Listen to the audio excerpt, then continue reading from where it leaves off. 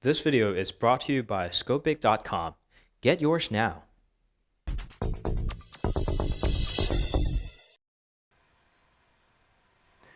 Hey guys, welcome back. This is Phil from TheCage.com, and here is another Xiaomi phone. So this is the Redmi Pro, which sits on top tier of the cheaper lineup of Xiaomi, which is represented by the name Redmi. So there's a Redmi, Redmi Note, and the Redmi Pro now sits on top of everything else with the better processor and the AMOLED panel with the 4GB RAM that was unseen from the previous Xiaomi Redmi lineup. All right, so let's take a look. And another great perspective of this is the dual camera setup on the back. So let's dive right in. There are a brief introduction of the specs on the rear, but that's actually written in simplified Chinese, so we are going to skip that part.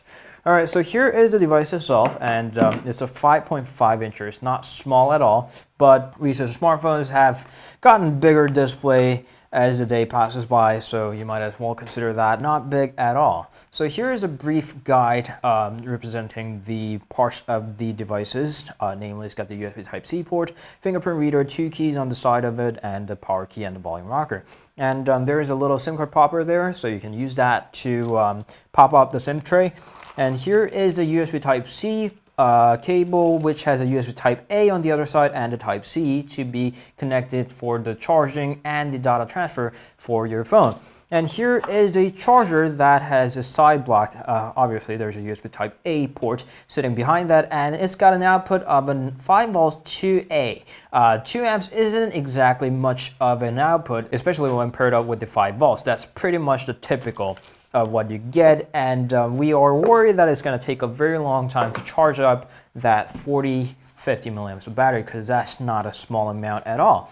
And before we go on, let's go ahead and remove the protective plastic there. I actually forgot to take off this protective plastic last time with the Mi Max, was it? And everybody was like going crazy on the comments, so let us not skip that.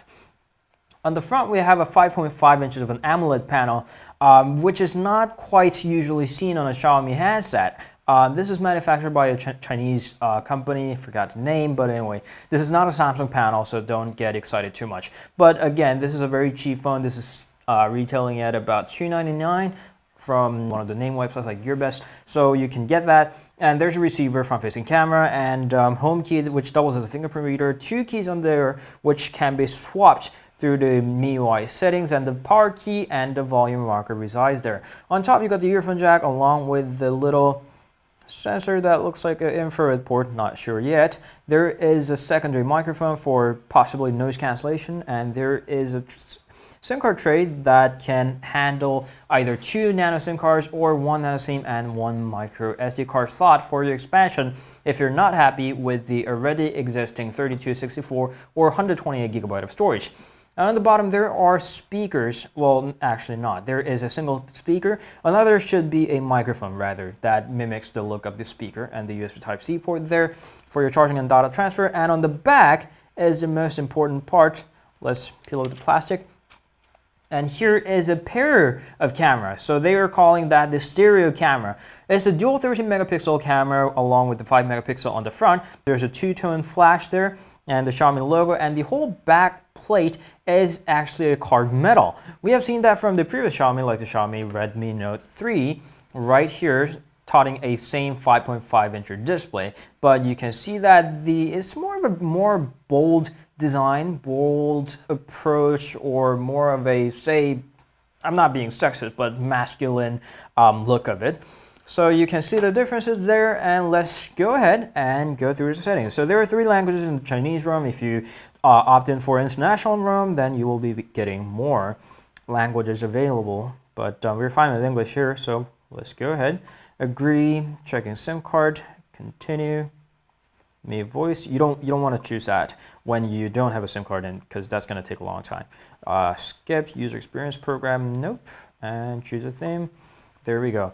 We didn't fast forward this part because the Xiaomi's MIUI setup process is rather quite simple and easy, so that didn't take long. We are going to boost up the brightness a little bit so we can see how bright the screen is, and you might be able to see a little flicker going right there, but that's not actually seen through your bare eyes. It's just a frequency problem with the camera and and the phone's display frequency refresh rates. And you can see that it's running a MIUI 7.3 by now. I'm not really sure if it's going to be able to get updated to MIUI as soon as we connect to the Wi-Fi, but we'll surely check that out.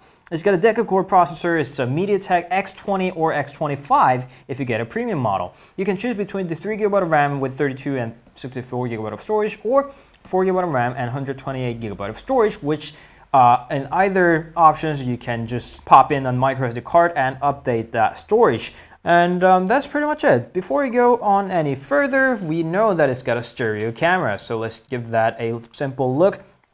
We're going to go through the photo locations. And if you choose that, if you tap this one, it lets you set up the aperture. So I know that this is not exactly like controlling aperture on its own. You can't do that on the cell phone camera. It's too slim and small to do that.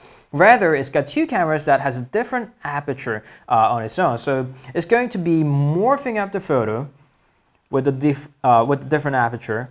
And as you can go ahead, just like that, you can see the edge of the object being blurred out. You can see the little bokeh effect that Apple was so happy about at the recent keynote.